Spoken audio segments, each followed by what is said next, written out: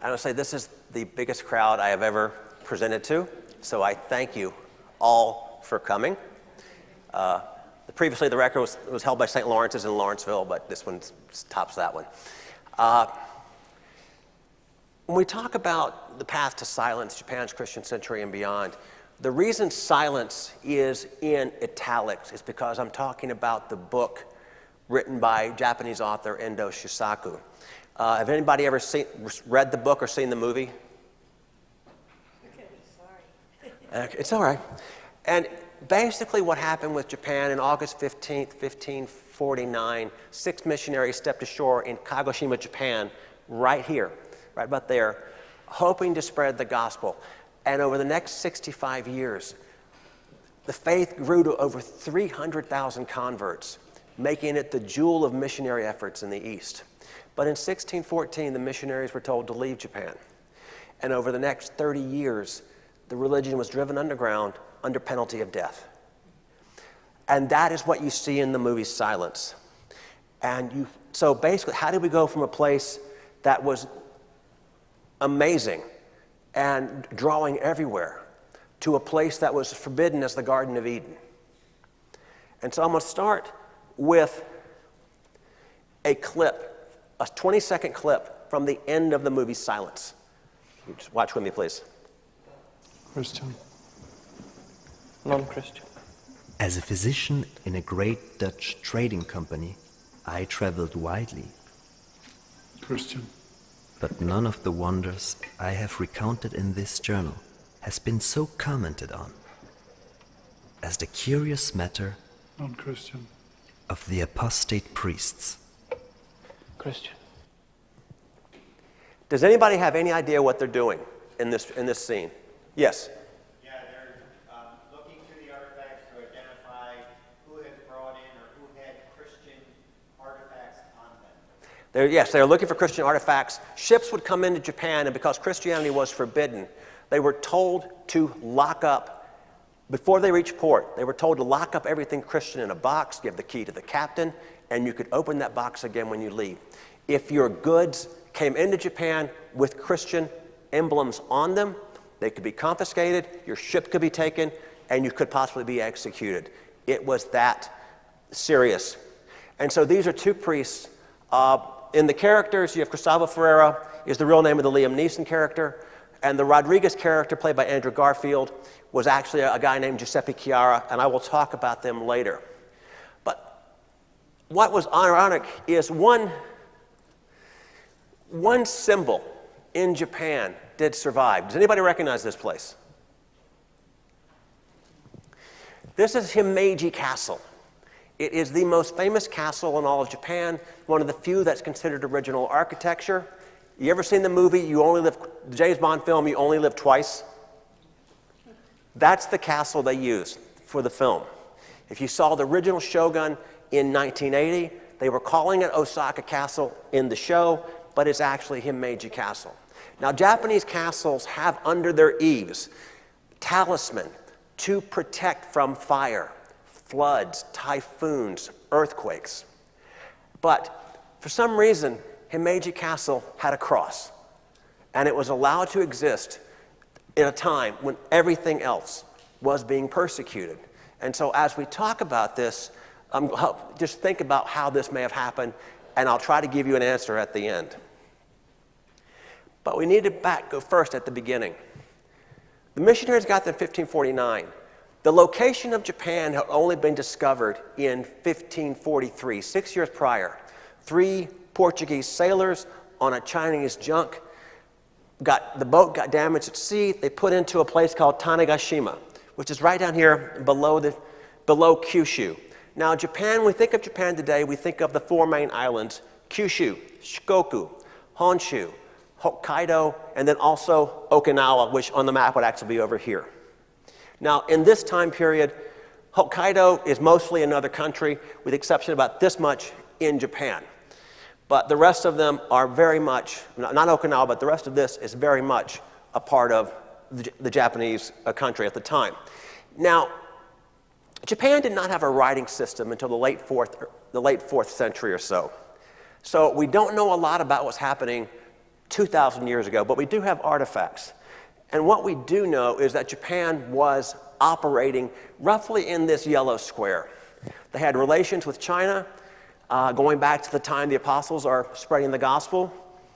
We also know they were sending emissaries to the mainland by the 3rd century. They were dealing with the people in India by the 7th century, but that's about as far as they got. However, there was this guy named Marco Polo, and he went to visit Kublai Khan in China, then Camulac, today Beijing, and so he heard the stories. While he was there, the Mongols tried to invade Japan, and so he heard all the stories. Palaces of gold, streets of gold, everything, wherever this came from. And so he put that in his book, and it sort of captured the imagination of the Europeans who were looking for this place that was not really lost, because in that yellow box, you can see where everything is. They're actually dealing with everybody else. It's just that it's on the edge of the world, and so no one outside that yellow box really knows how to find it. When we think of the missionaries, the team of 6 that went there was led by St. Francis Xavier, one of the founders of the Jesuits. Xavier left for the Catholic base in Asia, Goa, India, when he was 35 years old. He wasn't even supposed to go.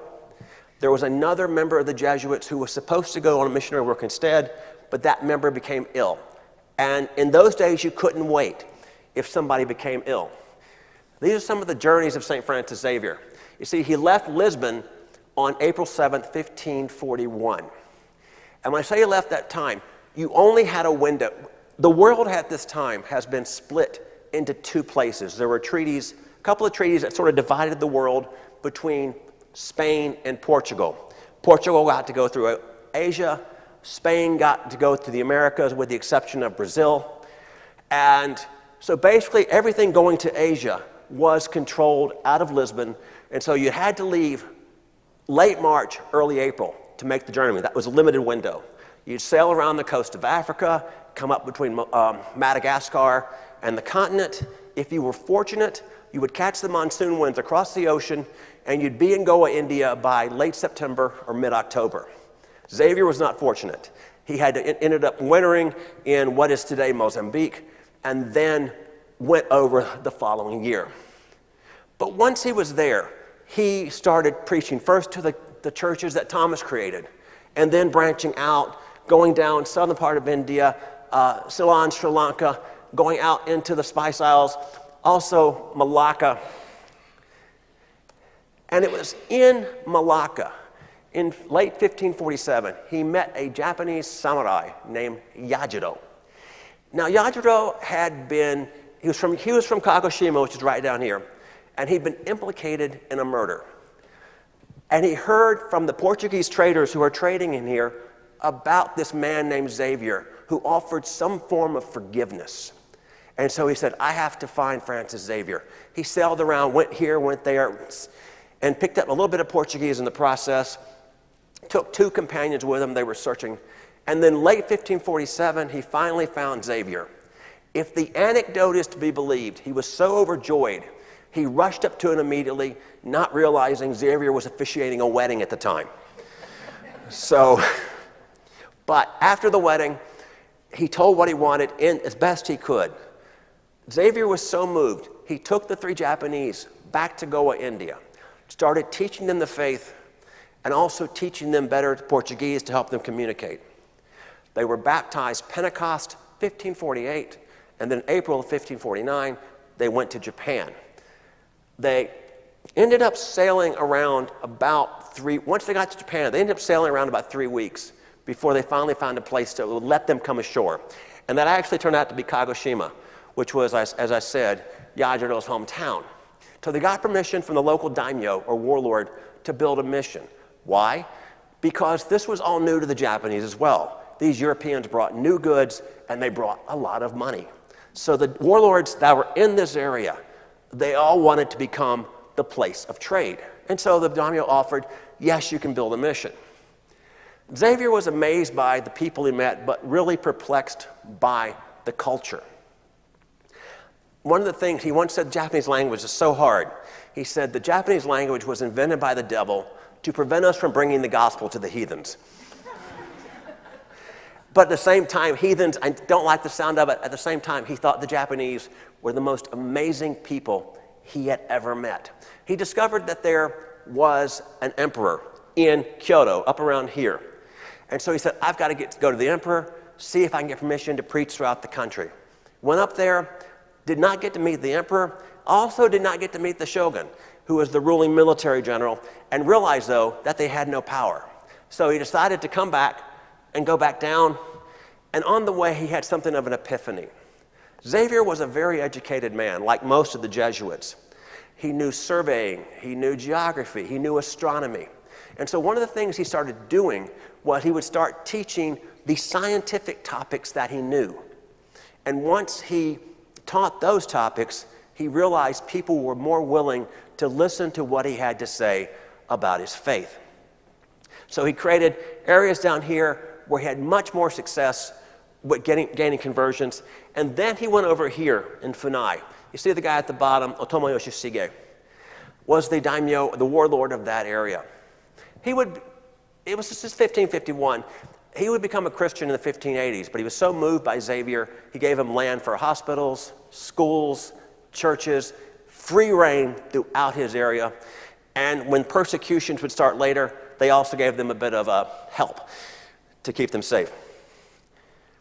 A final word about Xavier. Xavier would leave from here in 1551 and go on back. This is Sakai. I used to live here for about 2 years back in the early 90s. On the left is a picture of what's called Xavier Park. This is January of last year, so nothing's blooming. But the park has a lot of areas throughout that's a little bit blooming through most of the year. Do you see the wooden structure in the middle of the park?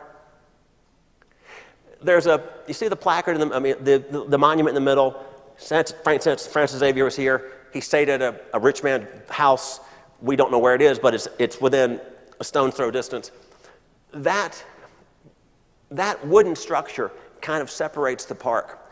The reason being because when Xavier was standing on that point, looking out towards those buildings, he was looking at the bay because that's where the water began.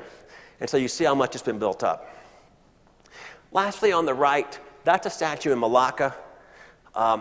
Xavier's in the middle, Yajiro's on the left, and a guy named Brother Bernardo is on the right.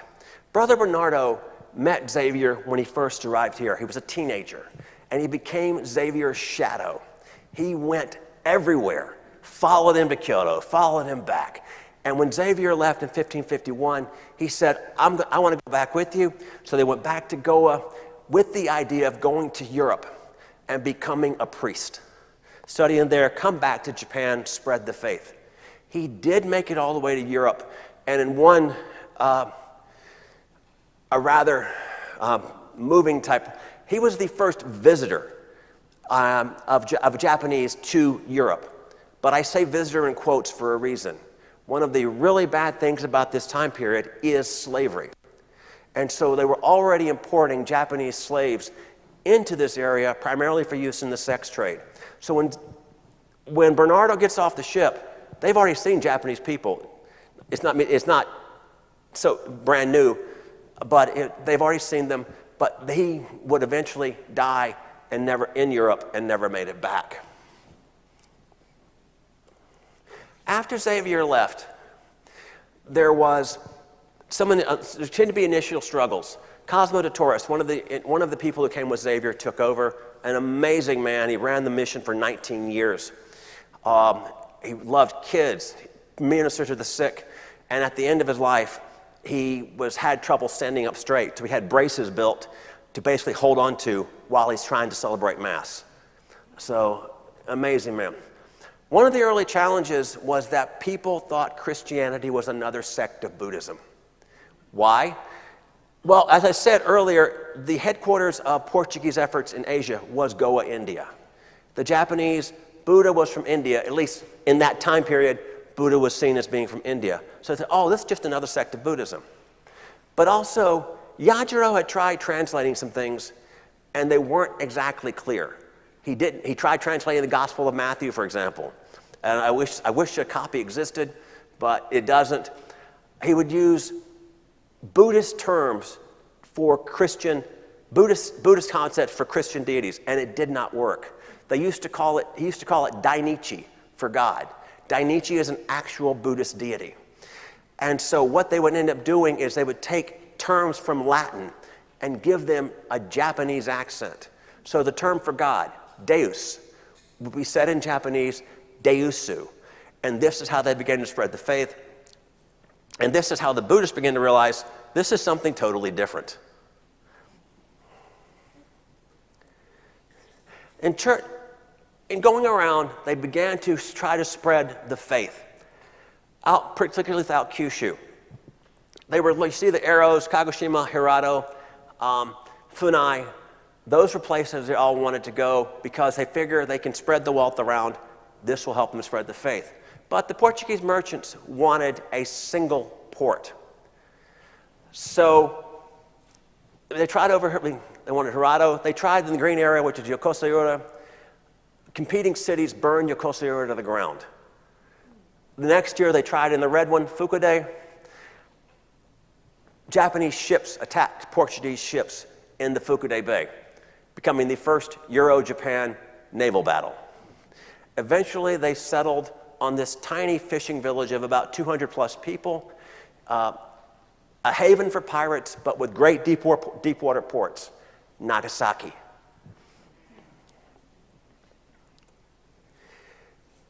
And so they continued, and after, you see, May 1563, Omura Sumitada, he is the daimyo that would have controlled this area, and he was the one that was giving them these cities to live in. He became the first feudal lord baptized into the faith. And once you baptize the feudal lord, this is going back in history, a lot of times the people under them would also become Christian. The guy who was over in Funai, the guy who gave the Jesuits everything they wanted, his people were apt to become Christian. So this is what was going on.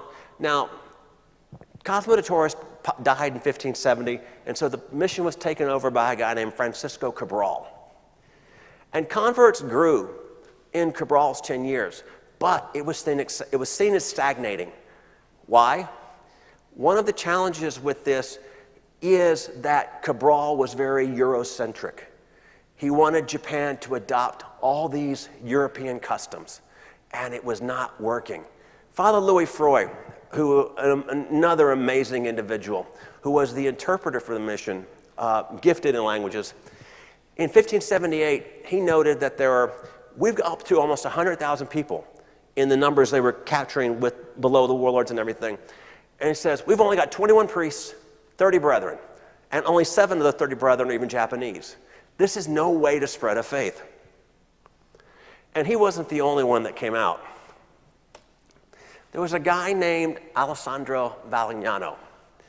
Alessandro Valignano was the father visitor of the Jesuits. And by father visitor, that meant he was the right arm of the head of the Jesuits in that area. He could come in, do anything, what he says goes. And he reviewed the challenge. Funding was a big problem. Japan had a huge gift-giving culture. And so they took a lot of money to engage in that culture. So Father Valignano reviewed this. One of the things he did was he arranged for the Jesuits to be invested in the silk trade. Why would the Jesuits even be involved in that? Well, Japan imported a lot of silk from China, but there was a lot of issues with piracy which were perceived as being Japanese. And so China had put a halt to a lot of the shipments they were doing, basically saying, no, we're not going to do it. So the Portuguese step in and they become an intermediary. Even though Japan does produce a lot of silk, China's got a lot more. They bring the silk in from China, take Japanese silver, take it back. But that was one thing. He also needed to get public opinion on his side. So he created a mission of 4 teenagers from this area. Anyone here have Amazon Prime? Yeah. Okay. On Amazon Prime, there is a show, a 10-part series called Magi, the 10 Showboys Embassy. It's a little historically inaccurate. I'm sorry, but Galileo, when he appears in this series, is as young as the teenagers. so he is not already under persecution by the church. They get a few things like that. But he created that mission so that they could see Europe, and Europe could see the work they were doing. And that was one of the things. But also, by 1580, he got Sumitada, who is the warlord, to turn administration of Nagasaki over to the Jesuits. And this allowed them to monitor the big ship of the year was what's called the Black Ship. And so it would come over from China loaded with silk. It was basically whoever ran the Black Ship was also the governor of Macau. If you had the Black Ship for a year, you could retire wealthy. It was that important. But there are other ships coming in as well. And so they had management of this, and this allowed them to fund operations. But Valignano also saw the other problems. He made a startling admission. Japan has inferior technology, but they have a superior culture. So he went up and said, he created rules. He said, first, before you do any preaching, you're going to spend 2 years studying Japanese. You're also going to learn how to use chopsticks, because the people coming in were seen as barbarians by the Japanese. The first Portuguese sailors, they came in, they were illiterate, they cursed, they ate with their hands, and they didn't bathe. By the Japanese standard, they were barbarians. And they had to change that image, and that was what Valignano said. And so even though the Jesuits were cultured, there was still that impression. So you had a Japanese diet, chopsticks, tea ceremony. The Jesuits were very into tea ceremony. And it's been said if you can watch a tea ceremony behind a shadow, in some ways it resembles the consecration during the Mass. Also baths, which was Japanese took them, the Europeans didn't. And they thought this would help recruitment of local clergy. Anyone guesses where the one place where the Jesuits drew the line? Any guesses? Go ahead. Baths. They came to an agreement twice a month in summer, once a month in winter. They also pushed the Jesuits to stay out of politics. 16th century Jesuits, that's not happening. But one of the questions that get asked is, why was the message so warmly received in Japan? When the Jesuits showed up, Japan was split up into around 66 independent domains, and there had been civil war for over 90 years. You had one domain fighting another, going back and forth, nothing really changing, everything just status quo, and people were tired. And so the latter half of the 16th century saw Japan unified by 3 leaders. And these leaders saw the possibilities with the Jesuits, with the Christians. And so they said, we can see how they make their decisions. The first one was Oda Nobunaga, and I call him convenient friend. If you read a history book in this time period, it's going to say the same thing. Nobunaga was a friend to the Christians. This is a serious glossing over of what was really going on.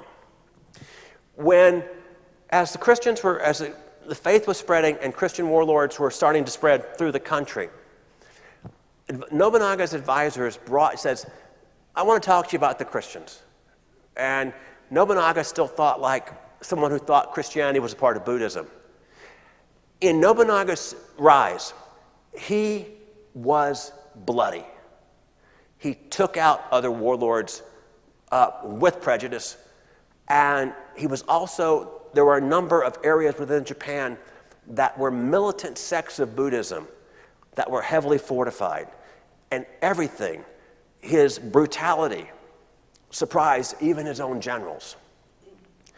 But Nobunaga said, I've got 8 sects of Buddhism trying to kill me. Tell them to take a number. And they said, well, they're not trying to kill you. So what do? He said, well, actually, they're not Buddhists, and they really annoy the Buddhists. And Nobunaga's like, okay, they're not trying to kill me. They annoy my enemies. I'm not seeing a downside here. He says, will they work with us? And they said, maybe.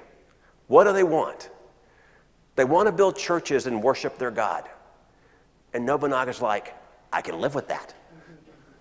So that is what he saw. Not just the benefit, but the fact that their goals could, for the time being, be aligned together. And one of the things that happened under Nobunaga's time was the building of this church. This is called, you'll see it translated as Assumption of Our Lady and Our Lady of the Assumption. It was the first, it's the only painting I know of, it's the first Catholic church built in Kyoto. And I say built because there had been other Catholic churches, but they were all dilapidated Buddhist temples. But this was actually built to be a church.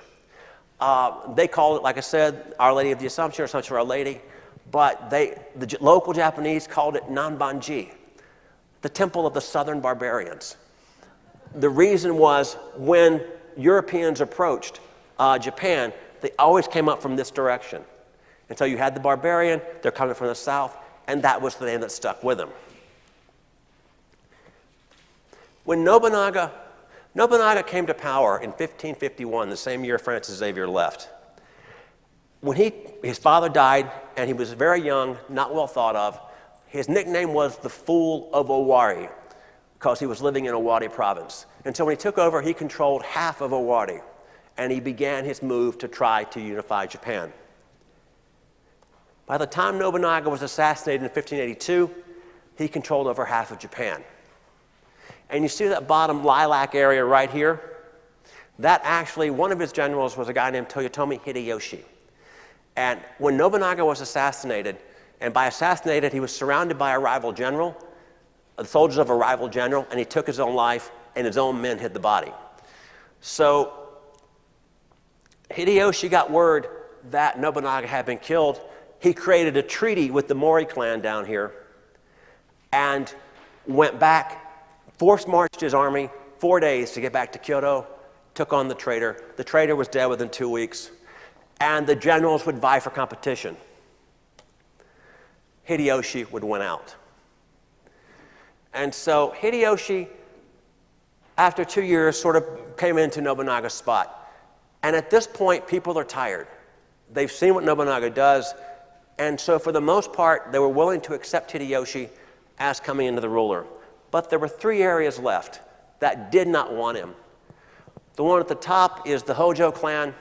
The one in the middle, that's where Tokyo is.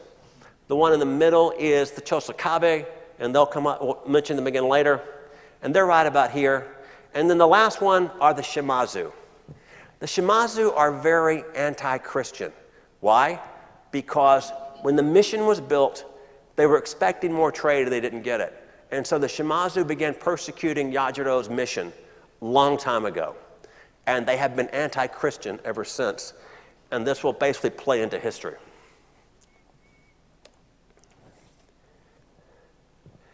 But what happened next would startle everybody. In 1585, Hideyoshi took out the Chosakabe, which were right here. And then in 1587, the Shimazu attacked the Christian warlords around this area. And so they invited Hideyoshi in to help them out.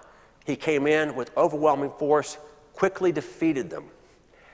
And there was a party, it was summer of 1587, and the next thing you know, a string of letters goes back and forth between Hideyoshi and the Jesuits, and he started asking questions. And they went back, and eventually Hideyoshi issued a couple of edicts called the Hakata Edict, which was where he told the missionaries to leave the country. The Hakata Edict boiled down to, I mean, he had a lot of things, but you can mention 4 things. Hideyoshi is saying, Japan is the land of the gods and the Buddha. You have been destroying Buddhist holy places. You shouldn't be doing that. You have been proselytizing the leaders. They're mine. If you want to spread your faith, you can talk to the common people, but do not touch them. You eat a lot of weird food, which the meat diet of the European, which was new to Japan. And lastly, you engage in slavery. Now, Hideyoshi wasn't against slavery. He was only against slavery of Japanese citizens. Hideyoshi engaged in slavery himself. He sold Koreans. But In 1570, the King of Portugal had tried to with the Jesuits' origin, they had tried to put a stop to it, and so they put a stop to it in Europe. But throughout Asia, the Portuguese merchants were still engaging in it, and they were saying the Jesuits weren't doing enough. And eventually the Jesuits start threatening excommunication, but it was a little bit too late. So when this edict was issued, there were actually two people who had the rights to be in the country. One was Alessandro Valignano. The reason, he was considered to be an ambassador. The other was a guy named João Rodrigues. Froy the interpreter, is getting older, and so they have a new interpreter. It's Rodrigues. If you've ever seen, anybody seen Shogun? Anybody? If you remember the character of Father Martin Alvito, that's who he is. He is based on João Rodrigues. And so those two people have the rights to be in the country.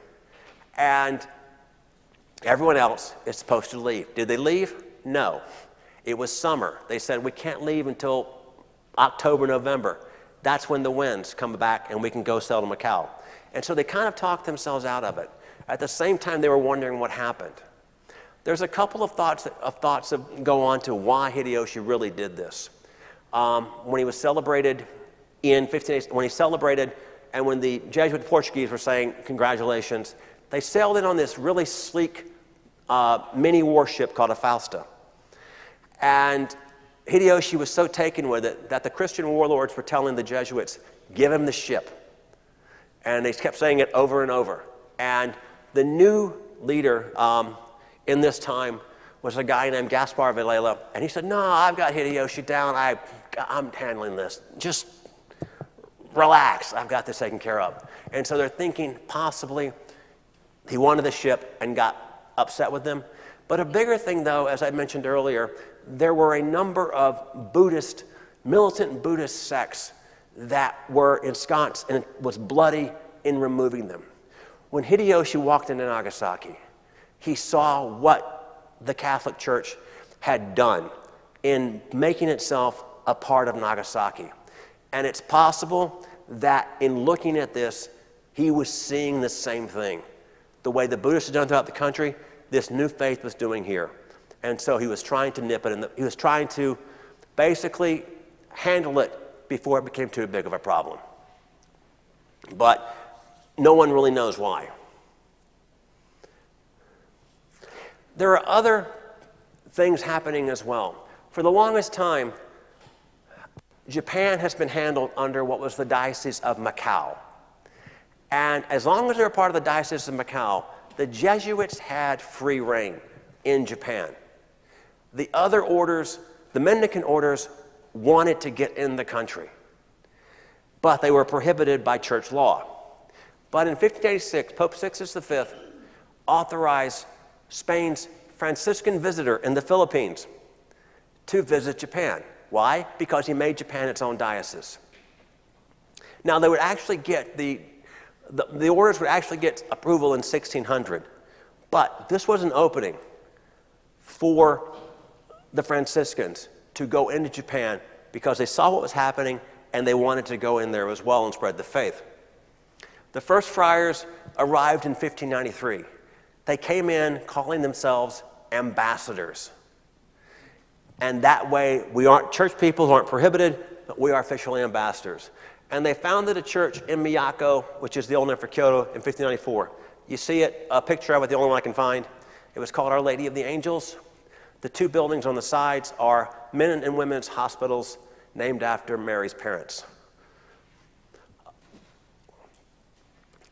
The Jesuits and the Franciscans had very different ways of doing things.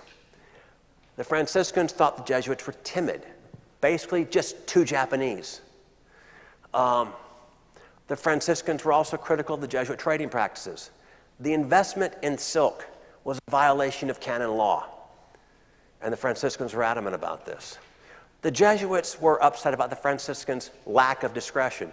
You can't just come in and do things your own way. So they called them frail idiota or simple friars, criticizing their way towards Hideyoshi. But if you remember the building, do you remember the church that the Jesuits built? it looked Japanese. The church that the Franciscans built, it looked Western. So you realize this was a very different approach in the way these two groups operated.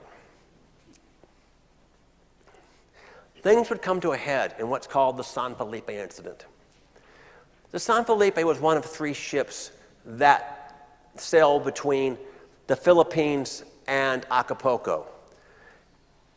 In those days, what you would do is if you were going from Acapulco, and at that time Mexico was called Nueva España, or New Spain. And if you were sailing from Acapulco to the Philippines, you would almost sail due west when the winds were right. If you were going east, you would actually sail north to Japan, then go across, hit California, and come down. And so the San Felipe, it was the last ship of the season. It was an old ship, and so they overladen it more than twice the cargo the ship was supposed to be able to carry. And because they kept delaying the voyage because they wanted to put on more silk, wanted to put on more pesos, the ship ran into 2 typhoons.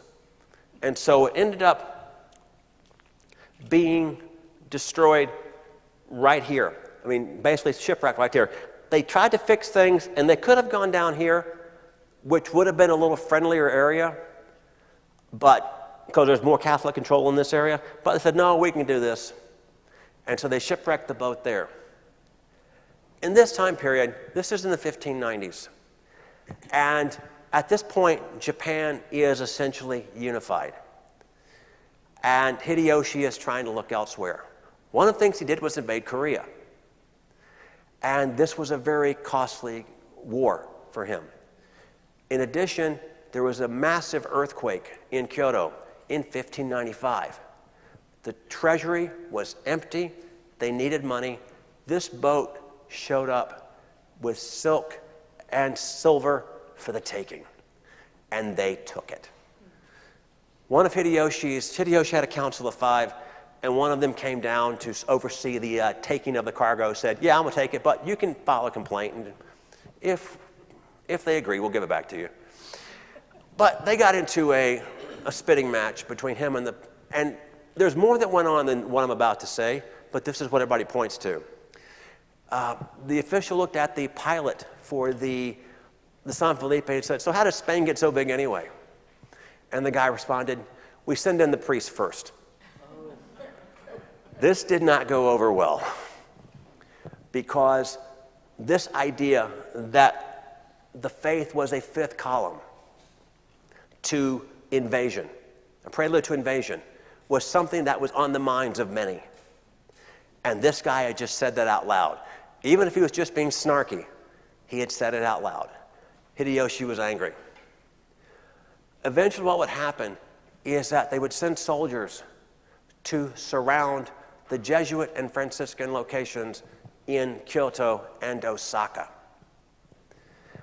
They would have to later release the Jesuit house in Kyoto because they had to have some issue of trade, and so there was some understanding. Also, there was a bit of saying that, well, this is the Spanish, the Franciscans are Spanish, so that's more of the issue. But they assembled up 24 people. You had 6 missionaries from other countries, 6 Franciscan missionaries from other countries. You had 15 tertiaries, Franciscan tertiaries, who were working, helping the Franciscans expand the faith, including 3 teen and preteen boys who were altar servers at the churches in Kyoto and Osaka. And you had 3 Jesuit brothers, or Jesuit brothers, one brother and 2 novitiates. And they were basically they were ordered to be executed, and they were paraded around. They had part of their ear cut off in Kyoto. They were paraded in cages around Kyoto, Osaka, and Sakai. And then in January, they were force-marched from here all the way down here to Nagasaki. January, February, made to sleep outside. And on February 5th, 1597, they were martyred. Now, they were martyred by crucifixion, and crucifixion is also a Japanese form of execution. It is not, they weren't mimicking the Romans. Japanese, since there are kids here, I'll just say that a Japanese crucifixion is very quick. And it's basically, if you know how St. Thomas was martyred, it is a double barrel or a double spear of the way it happens, and that's the way they were killed. So it took like 5 or 10 minutes. But they were all martyred. And many amazing stories of that group. We actually celebrated on the February 6th because the February 5th belongs to St. Agatha. But there are two people I want to mention. They are called St. Paul Mickey and his companions. And Paul Mickey, he was a Jesuit. He was already a brother. He had grown up in the Jesuit schools, educated there, always wanted to be a priest, hardworking, efficient, a little short by Japanese standards, and oddly, he hated Latin. But an amazing man and a phenomenal preacher. The reason he is remembered is because he preached every day to the other people, to the jailers, to the crowds, nonstop. And that's why he preached from the cross as he was being martyred. The Bishop Paul Martins, I forget his first name, Bishop Martins, was in the audience listening to him and said, "This man is the greatest preacher in all of Japan." A second person I want to say is Felipe de Jesus. Felipe de Jesus was from Mexico. He was actually on the San Felipe. The reason he was there is because there was no bishop in the Philippines. He was going home to be ordained. And so as he's talking he knew the people. The Franciscans in Japan were supplied by the same priori in the Philippines where he worked, so they all knew him. And so he said, "Just stay here. Stay at the church in Kyoto." And so he happened to be there when the soldiers, the samurai, arrived to surround the place. So for wanting to be ordained, he was martyred. There is a museum behind the monument, and I want to say, I said 24, there's a reason for that. There were 24 when they started. 2 people were added along the route that were helping out the martyrs, and so that's why you have 26. But there is a wonderful museum behind the monument, and across the street there is a church. The church is dedicated to the 26 martyrs, but it is called St. Philip, after Felipe de Jesus. Hideyoshi passed away in 1598, and at the time his son was about 5 years old. His son Hideyori, he hoped he would be the next ruler after him, because that was the final piece. Unifying Japan, you have to put your own family on the throne, and Hideyori was too young to do anything about it. So they created a council of 5, including Tokugawa Ieyasu, who was also one of Oda Nobunaga's generals. Now, oddly, this was the person Hideyoshi trusted the least, because he knew he was the person the most power hungry. Hideyoshi actually asked a certain group to hopefully look after his son as best they can. Any guesses on who he asked? Anybody? The Jesuits. He asked the Jesuits to look after his kid. Of all people, he's just done what he did in Nagasaki, and yet he's asking the Jesuits, because he's the person they can trust, to actually basically look after his kid if they possibly can. But Tokugawa Ieyasu created dissension in the council. And then 2 years later, there would be a battle between those who were loyal to Ieyasu and those who were loyal to the Toyotomi family. The Ieyasu won and became the ruler of Japan. At the same time, he's saying, I'm just doing this. This is just a fight between the generals. We're all holding the seat warm for Hideyori until he grows up. And then he was named shogun in 1603 and said, I'm still holding it for Hideyori. I'm still taking care of him. When he gets old enough, I will turn it over. In 1605, he retires, passes it to his own son, Hidetada, and at that point, everybody realizes Ieyasu's lying. But there's another player on the board right now. The Protestants in Holland, England, have begun finding out where Japan. In Shogun, it's based on this guy, William Adams. the basis for the novel Shogun, Pilot Major John Blackthorne. He was on board a ship called the Leaf Day, which was one of 5 ships that came out of Rotterdam looking to trade in Asia. One of the things if you see the Leaf Day, you'll see it translated as both love and charity. And somebody will tell you, if they know Dutch, Leaf Day does not mean charity. What's happened is that 3 of the 5 ships were named after 1 Corinthians 13:13. These things remain: faith, hope, and love. And so since the Dutch based the name off the Greek term agape, that has been translated over the years in English, agape, as both love and charity. This is why you'll sometimes see the ship referred to as charity. But he was on board, and Adams ingratiated himself with Ieyasu, becoming an advisor, and he was willing to do what the Jesuits and the Franciscans were unwilling to do: provide long-range ship technology.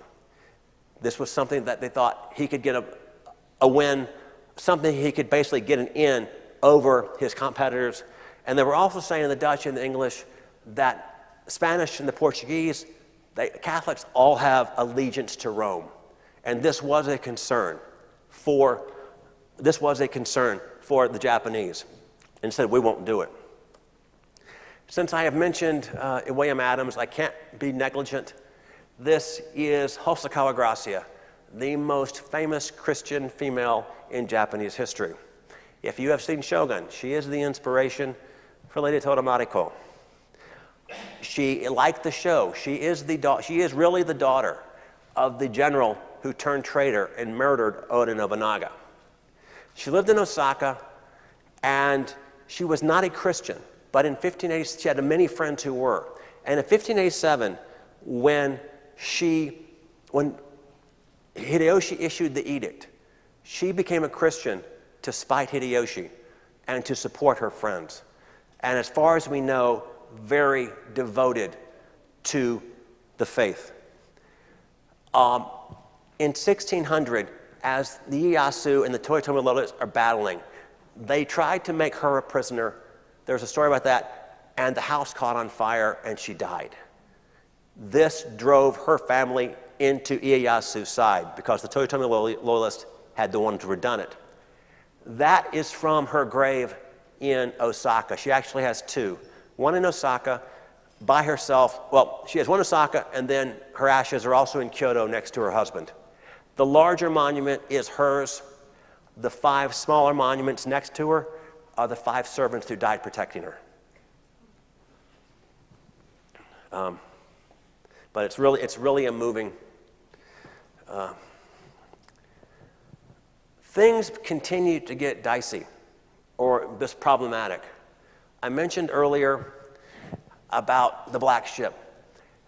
Japan was re-expanding, and so in 1608, a Japanese crew who had sailed to Macau got into a purchase dispute with the Chinese.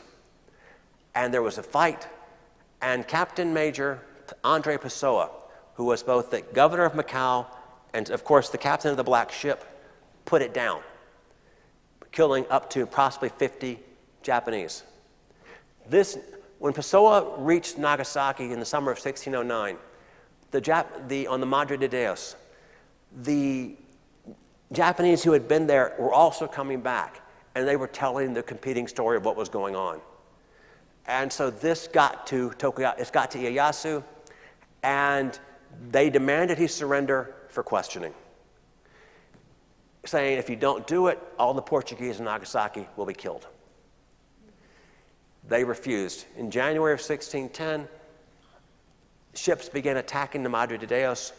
The ship was put on fire, and unable to get out of the harbor, the captain decided to blow the ship up, and everybody went down with all hands, and all the cargo, which still hadn't come off the ship yet. And I say that because they're negotiating to get on, and they're trying to get off, so everything just went down. This was sort of, we see, the beginning of the end, when a few years later, January, February 1614, the missionaries were ordered to leave the country of the gods and the Buddha. It would take them, as I said earlier, they can't leave until October, November, and so they began doing that. By November, most of the Jesuits are gone. The churches in Nagasaki have all been destroyed. And at this time, there's over 300,000 Catholic converts in Japan, most of them down here. The remaining missionaries, a group of missionaries went into hiding to try to support this 300,000. 27 Jesuits, 7 Franciscans, 7 Dominicans, 1 Augustinian, and 5 diocesan priests. They weren't aligned with any order. And they went. And has anyone ever heard of Japan's most famous revenge story? It's called the Revenge of the 47 Masterless Samurai, Revenge of the 47 Ronin. In a numerical coincidence, 47 priests went into hiding. So one scholar referred to them as the 47 Catholic Ronin.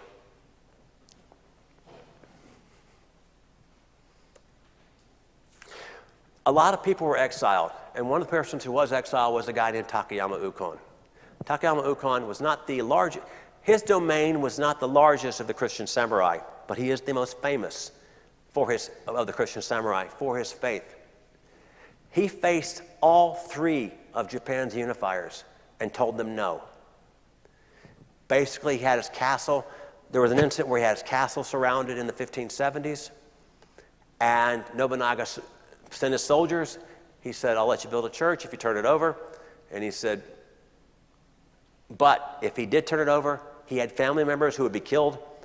So he snuck out of the castle in the middle of the night, showed up in Kyoto, unarmed, in Nobunaga's court, and said, I quit, you can have it. Nobunaga didn't know whether to laugh or kill him. He chose to laugh. A few years later, they did build that church, and in looking around for someone to run the castle, he put Takayama Ukon back in charge because he was by far the most efficient guy he had.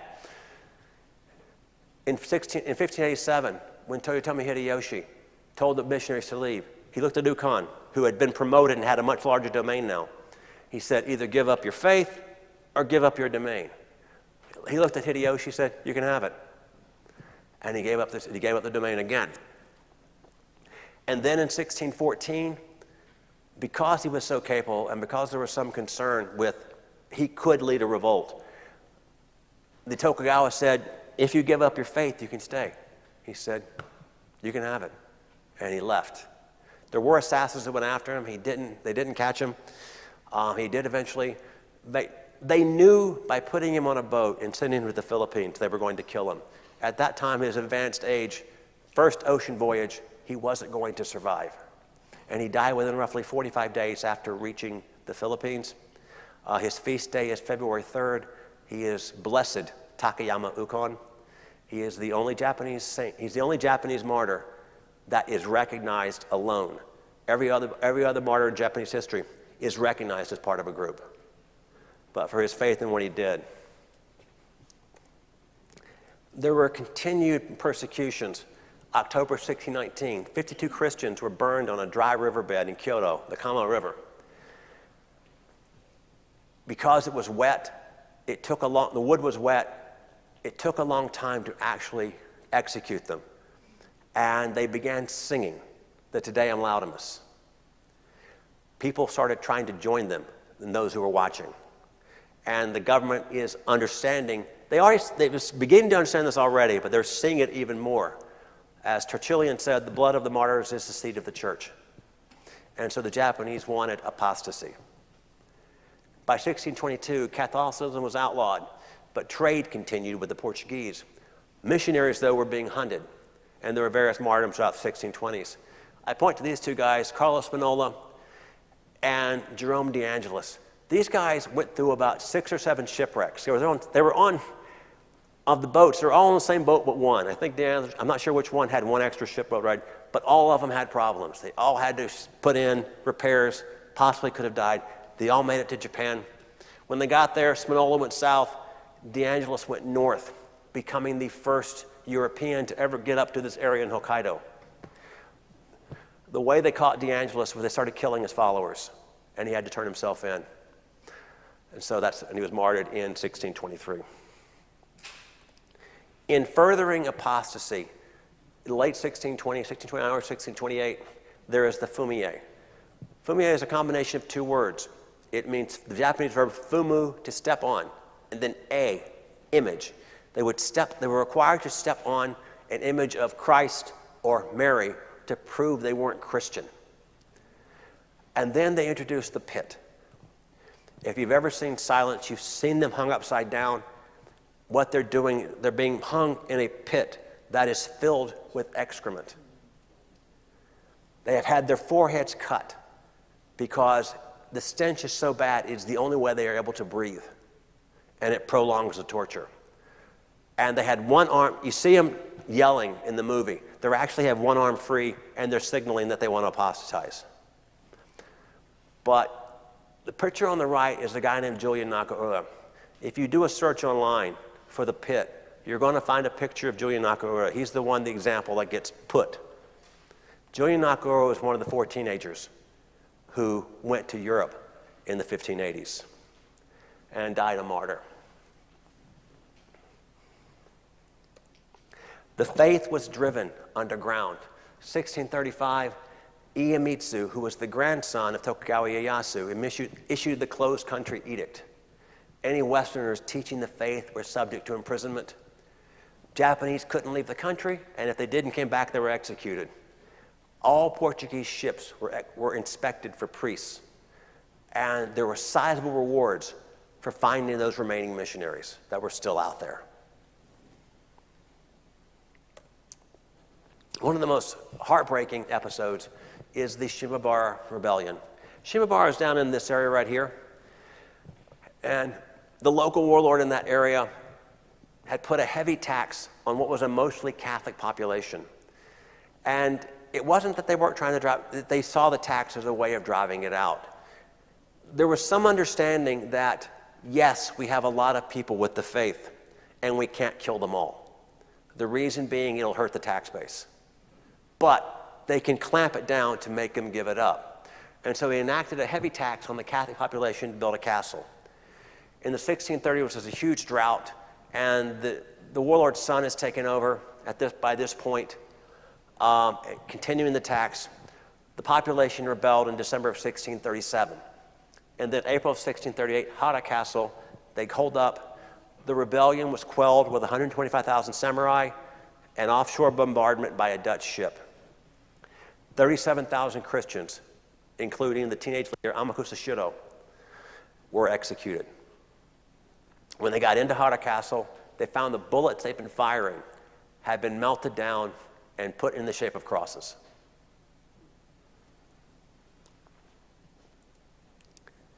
Some famous Japanese martyrs, and I've been reminded that I did leave one off here, and I will get to him in a second. I'll start with him now. You want to? I'm just blanking on the name right now.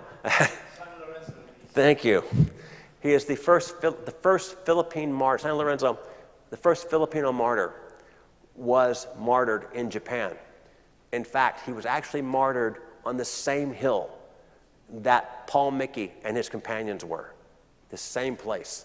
They had set it up for that reason, in the hopes of one day creating a church that they would remember all the martyrs. In fact, if you go to that place in Nagasaki, there's a huge sign listing all the martyrs that have died in Nagasaki.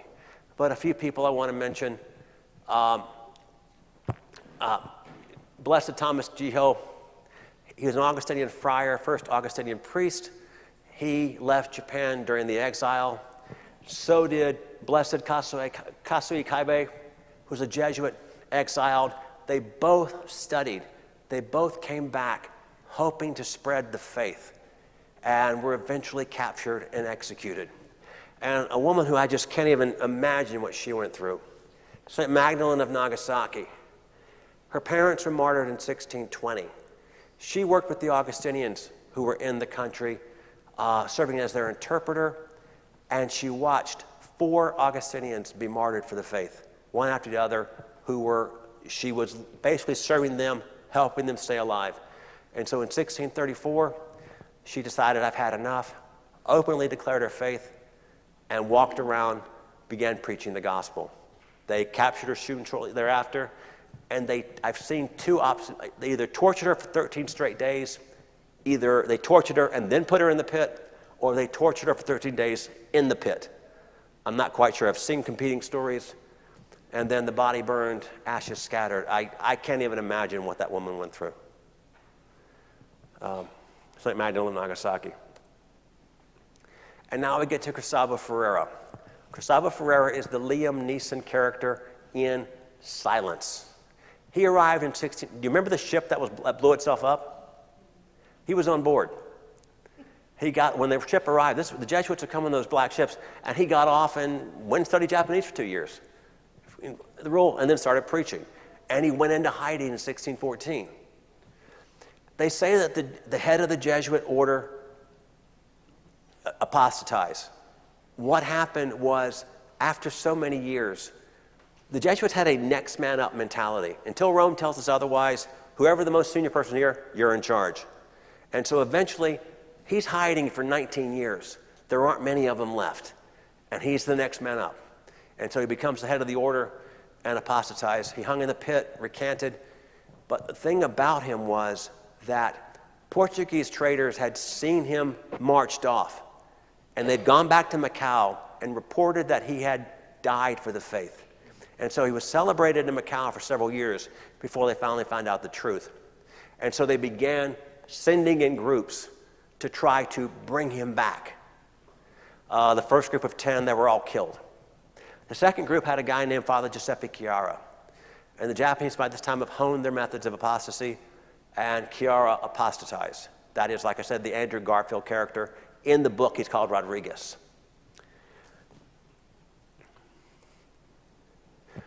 There was one last attempt to enter Japan. By this point, this is the early 18th century, and the church has all but given up on what's going on. They said, we can't do anything about it. Everybody we send, they kill. But there was an Italian priest named Giovanni Sadati, and he became obsessed with it. He said, I want to go. And they told him, forget about it. But he wouldn't give it up, so they finally gave permission. He snuck into a place called Yakushima, which is right down here. And he was eventually captured quickly because, as the portrait shows, even though he tried to dress like a Japanese, he stood out a bit. He was interrogated by a famous Japanese scholar, author, Arai Hakuseki. And after talking with him, Hakuseki made an amazing admission. He said, these people aren't here to invade us.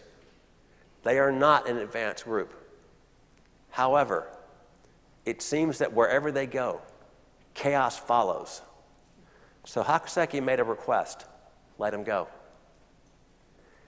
The Japanese government refused to do that. He said, then don't kill him. He's not here to do what we think he's going to do. He doesn't deserve to be martyred. So they put him in a place in Tokyo, which was called the Foreigner House, if I remember correctly, and he would be the only resident ever there. They put him with two former Japanese Christians who had apostatized. Sadati tried to reconvert them back to the faith, and they were either killed or just allowed to die. A few years ago, after this, the house sort of just falls off where anybody knows where it is. A few years ago, a company in Tokyo was doing some construction work. They began digging. They found the house, and they found the bones of Sadati and the two servants. That monument in the middle is on the island where he came in Yakushima. But there were people trying to keep the faith, which unfortunately couldn't be absorbed because there was a lack of priests. Tasks to be divided among lay people. Baptism was huge for these Christians. They had somebody who specifically did the baptisms for all the groups. But they turned the worship system into a system of prayers. And they also combined things with Buddhist services. The hidden Christians would be required, especially down here, there was a law was passed. You have to go to you have to register with a Buddhist temple, and you have to perform the fumige once a year. Down here it was required. Through the rest of the country, less so. But they would go in, do the fumige, and then they would go say acts of contrition later. If a Christian died, they would hold a Buddhist service, and somebody would take a rosary, hide in a room, and and say prayers, constantly prayers over and over as they watched the rosary and begged forgiveness. And so had a single Christian funeral for the person, while publicly it was a Buddhist funeral. They would hide things. That's a bodhisattva on the left of a woman with a child. This doesn't exist. This deity did not exist. This was actually a representation of Mary and Jesus. And they did this with other statues as well. You see this statue on the bottom. There's a cross carved in the back. And I don't know how widespread this was, but Japan also had its own sign of the fish. You remember back in the Bible where they would have the early Christian church, they would have this fish sign that would tell people. Now, as I mentioned earlier, Mark Ravina, the history professor who wrote The Last Samurai, Dr. Mark Ravina, he once said about Japanese, he explained it this way. To imagine what the Japanese language is like, imagine that the French don't have a written language. So they look around to find something to use to write French, and they choose hieroglyphics. That's what Japan did. So they had their own Japanese language, they brought in Chinese characters, and so they had every character's got at least 2 sounds. And so you could be Yama, it could be San. That first character means mountain. The second one, rice field. The third one, circle.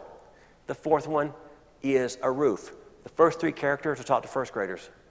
The last one is taught to third graders. And you could be, if you don't know what the representation is, you have no idea how to pronounce it. And so it could be Yama Den Maruoku. It could be Sanda En Ya. You have no clue unless somebody tells you. But for the Christians who knew, it was Santa Maria, St. Mary.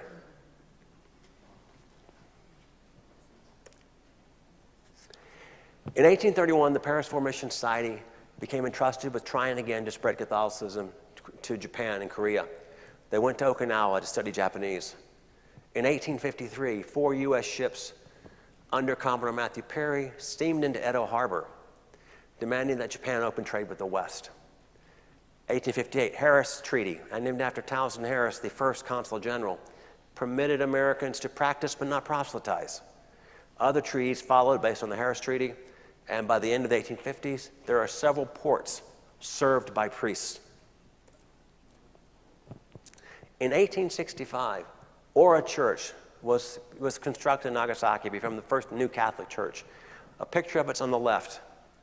At the bottom right, you see Ora Church today.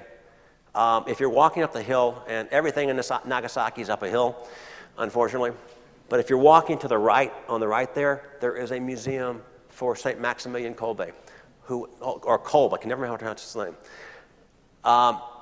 because he was in Japan before going back home. And so he served in Japan for a number of years. Father Bernard Pettigin was a French priest who were approached by 3 women looking for Santa Maria. And Pettigin was stunned. And this was the first anyone had heard of that there might still be Christians in the country. And these women were approaching under penalty of death if they are wrong. And there had been sort of a move away. There had been pockets of Christians discovered. There had been one incident in Osaka that was actually more of an incident of simony by some people who practiced divination. They tried to use Christian divination, and they ended up being executed for it. But they learned that these pockets of Christianity were actually existing. So those women came back that evening with an entire group and said their first Mass with Father Pettigin. By 1873, Christians were allowed to openly practice. Signs prohibiting Christianity were removed. December 1882, 3 Japanese priests were ordained the first since reopening. 1892, roughly 30,000 of the estimated 50 to 60,000 hidden Christians rejoined the Catholic Church. I'm going to come right here and go back to that cross. From about 1580 to 1585, there was a guy named, I can't even. I've been talking for a while. Toshida Kanbei and Kuroda Kanbei. His name Kuroda Yoshitaka and then later Kuroda Kanbei. And he was for a while Christian. And he was very high placed.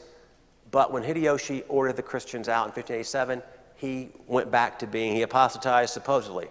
But it's believed about him that he may have been doing it for political reasons. As he said, there needs to be someone high up enough to possibly protect them as best they can. There's a lot of theories about him and what he was up to. But he also had a cross in his shield, in his family crest, and so there's some belief that maybe the cross was left there for Kuroda Kanbei. The right is a bell. And I think I mentioned it earlier, I think it was about an hour ago, when I talked about that church. I don't remember if I said it or not, I hope I did. If I didn't, my apologies.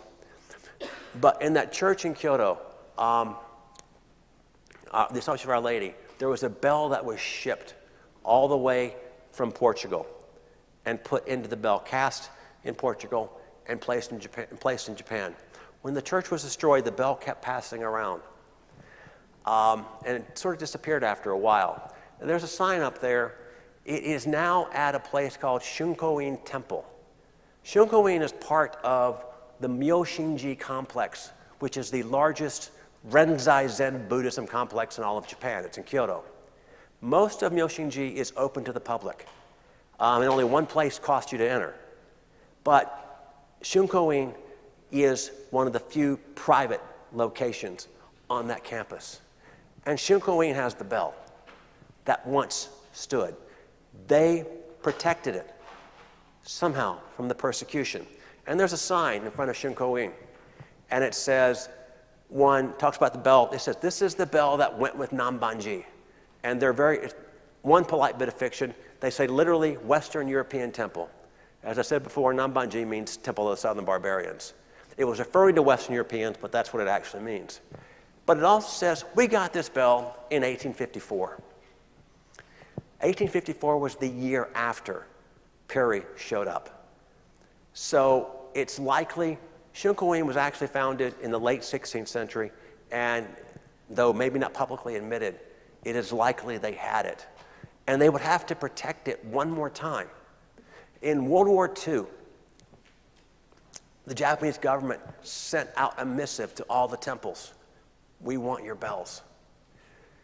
Shitennoji, huge temple in Osaka.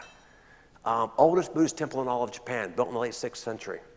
They have a memento for the bell they had to surrender to the war effort. But in the case of Shunkoin, they put the bell in a sake cask and buried it in the yard and told the Japanese, here's something else. Told the Japanese government, here's something else. Seeing the need to protect that bit of history from being destroyed in World War II. That was the grandfather of the current abbot is the one who did it. You can see the bell by appointment. So the next time I'm in Japan, I know I'm having lunch with the guy, but that's about so far. But it's amazing that bell still survives today. I want to thank you all for listening to me. I hope you found it interesting. And do we have any questions? Understatement. You have questions? Oh gosh, it's just Well, ask. I'm happy. so good. I'll take any. I'll answer any questions that I can. Okay, Go ahead. Hold on. Oh, we'll go here and then we'll go there. I came in late, but how did you get curious to learn Japanese? Do you speak Japanese? I speak some. I speak it a lot. I spoke it a lot better 30 years ago when I lived there. My wife and I, when we were dating, got into a big fight because I misunderstood something she said in Japanese. We've been married 31 years because we just use English, so I don't make that mistake again. She's not here with us. She when I do things like this, she just likes to stay home. She finds my fascination with Japanese history a bit taxing at times maybe. But she just says, okay, it's your thing, go ahead. Yeah, and I was going to ask the same thing. So where does this come from for you? Like, what got you into this? Was it visiting Japan? Was it an experience, or? I lived there for 4 years. And I should have said this at the these are my books. They are all set roughly 10 years prior to showing the late 16th century, in the middle of Japan's Christian century. So everything I do here, I'm not a PhD by any stretch. I just studied this as an avocation. But all my books are set in that time period. And so I have to deal with the fact of the Christian faith and what was happening at that time. And so it's an offshoot of the research I do for my books. My last one, Samurai Soul, set in Osaka, 1590. I've got a priest from Portugal dealing with it. It was rather interesting to try to write a Portuguese priest with a Portuguese accent, trying to speak Japanese, and then present it in English. That was a lot of fun. Fortunately, there was a wonderful professor at Dartmouth who corrected some of my mistakes. Anybody else? Go ahead. What are your books about? They're called I call it historical fiction with Christian elements. Now, what does that mean? You have Christian fiction. Christian fiction is like Touched by an Angel, if you've ever seen that. It's always, at the end of them, there's a failing of faith, a crisis of faith, and at the end you understand that God loves you. That's Christian fiction. Fiction with Christian elements is a story where characters are Christian, but there's something else going on. The Father Brown mysteries. The main character is a Catholic priest who every week solves a murder. He has to be a Catholic priest. And if you're old enough, you might remember the Father Dowling mysteries. Priests who solve crime are a very popular trope. It's been going on for a while. But that's what I do. And so in my case, there is a clandestine group of anti-Christian samurai trying to take on Christians in various cities. And so I've got a group trying to stop them and find out what's going on. So I wrote the first book, The Samurai's Heart. That is set in Himeji. It involves the prodigal son of a high-ranking samurai who couldn't deal with the fact that he had a problem. He had a lame foot, and so had trouble becoming a samurai. So he fled his father and became the apprentice to a swordsmith, and eventually falls in love with the swordsmith's daughter, who wants a Christian husband. And he's not Christian, and in fact, his father is tasked with enforcing the ban on Christianity, so it puts him in a very awkward position. So that's that book. Samurai's Honor, a good friend of mine in Tokyo, Japanese, said, you got one mistake in the Green Book. So I wrote the prequel to The Samurai's Honor, The Samurai's Heart, The Samurai's Honor, said about 10 years prior. I dedicated to him and his wife and said, I hope this fixes the error. And then I recently released The Samurai's Soul, which is set, a continuation. It's a standalone book, but it's set in Osaka, 1590. I'm now working on the final in the series, which will be set 1591 in Kyoto. And then the second chance is something I refer to as Shogun meets Quantum Leap. It was a time travel novella. Anybody else? I have a question. Yes. Oh, wait. Who's back here? Thank you for coming, first of all. And You're welcome. Thank you for having me. Like I said, this is the biggest crowd I've ever had.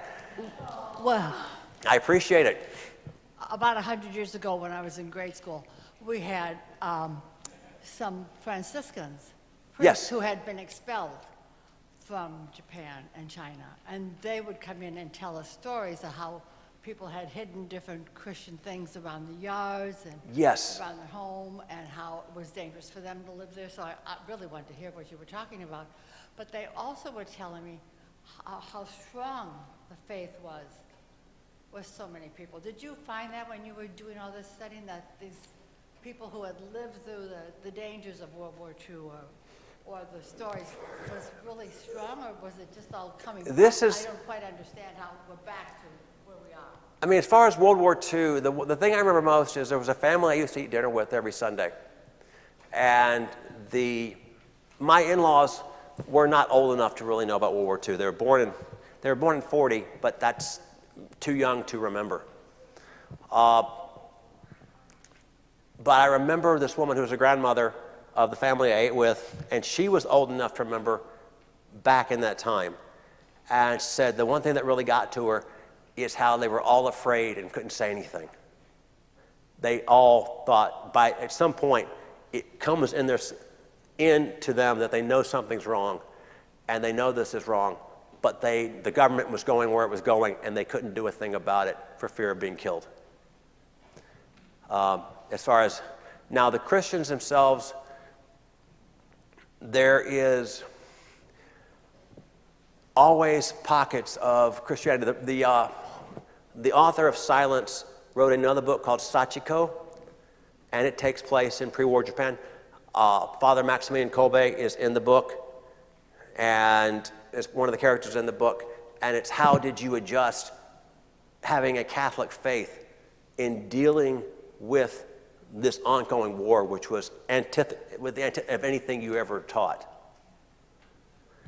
So that was, in reading some of Shisaku's book, you can pick up on a lot of things on what people might have been thinking back then and how they were dealing with it. But they were also following what Japan, there was this love of Japan and what they told them to do. Go ahead. I'm sorry. It's okay. Oh, yeah. Okay, so, there's everybody I know is traveling, except me tonight, it seems like. But there's a lot of travel focused on Japan. Yes. But I don't see a lot of these travel things focused on any of these, like Kyoto, and any of these shrines that, I don't know, I would call them shrines, important places to that.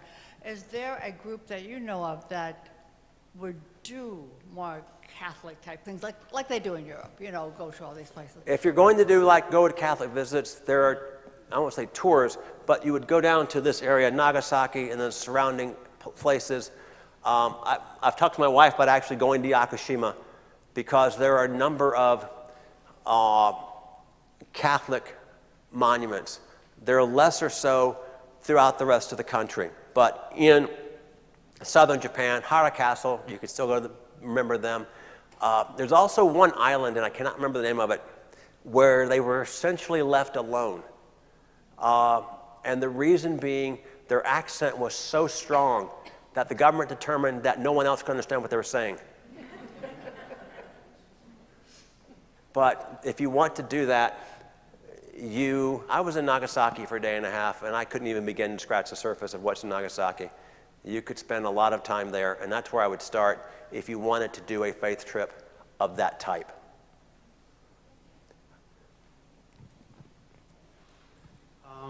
You mentioned that you were there for 4 years. Yes, 90 to 94. Based on your experience, how do you see the Japanese culture now perceive the Christian faith now in this modern time? One of the things that the Japanese have an old saying when I was there back in the 90s, is that you're Shinto when you're born and Buddhist when you die. Religion is sort of, I remember people being asked, do the Japanese believe in God? And my response was, it never occurred to them to ask the question, debate the question, because the faith, the spirit, everything was a part of their world already. It's just something they did. I remember they had their own separation of church and state in Japan, bless you. And they had their own separation of church and state in Japan. And when the school I worked at my first year in Japan had a new wing, they brought in a Shinto priest to kick out the spirits. It's just something that is a part of the culture. Now, adding to that phrase of Shinto when you're born, Buddhist when you die, you're also Christian when you marry, because they really like Christian weddings. So, as far as the faith, it feels like it's growing, and at the same time, it's still a small percentage. It's always just been a small percentage. If you're looking in that area, it's still less than 5%. I think it's like closer to 2%. but you hope the faith is growing, and that you hope that it will find more throughout the country. But it's hard to say. But there's always wonderful stories and some of these churches that are just beautiful and things they do. And yeah, it's very Japanese style, but then, of course, that's the way the Gospels. We basically have the Mass that is now taught in the local language because we sort of adopt to what's going on. Anyone else?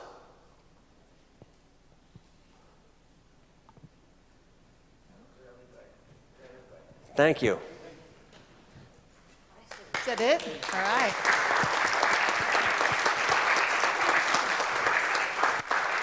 Well, this was an amazing evening, and Walt, I thank you so much for offering your services. You're welcome. He's very modest. He hasn't mentioned. If anyone is interested, I believe he brought some books. So if I you're do have some interested in books if purchasing anybody them- is interested. If anyone's interested, he did bring those. There's no pressure, but if you're interested, they're here. I got my website, waltmussell.com. I do have a Substack thing called The Chrysanthemum and the Cross. I do a lot of Catholic history and then also Japanese history online. And so Instagram, TikTok, YouTube, so I can be found. And it's an amazing story. There was a priest who was here for 1 year, years ago, Paul Burney. I had trouble remembering his name, it was so long ago. He was here for 1 year until he had problems with his knees and had to leave, if I remember correctly. And he knew what I was doing, knew what I was writing, and he made a comment that Japan is the great unknown martyrs. And I hope in presenting this, that I helped you introduce some of these amazing people and what they did and what they did for the faith.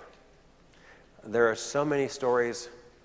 I can't even begin. Like I said, I have after this page, I have like 6 or 7 pages that I cut things out because I kept going over an hour and a half. And I had to get it back down a little bit. I would, like I said, I'm not a PhD. This is something I do for my books. There are things you can find online, wonderful books on this. There is if you can find the old classic, it's over 50 years old, but it's by the Christian Center in Japan by C.R. Boxer. If you can find it, it is considered the standby. Like I said, it is over 50 years old. But occasionally they'll reprint it and put it on sale. There are a number of books out there talking about what happened, following what these 3 leaders did in reference to Christianity and how they used it. I think in how they adapted to it, and they didn't quite know. I always find the speech by Arai Hakuseki, the scholar, who said they are not part of an invasion force. They are not an advanced group. It's just, in their mind, Christianity changed things so much when it arrived that chaos was created in whatever order existed previously. And that may be one way of looking at it. So he doesn't sound, the way he put it maybe not sound right, but understanding that he meant that basically when they show up, things change. And so it messes with whatever your status quo is. Anybody else? One last question. Anybody? All right. Thank you again. Thank you all for having me.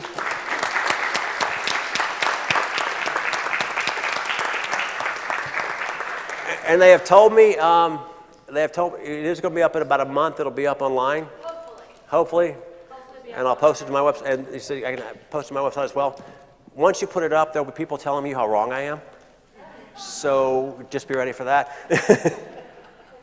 I've been told I'm wrong before, numerous times, on a number of subjects. Thank you.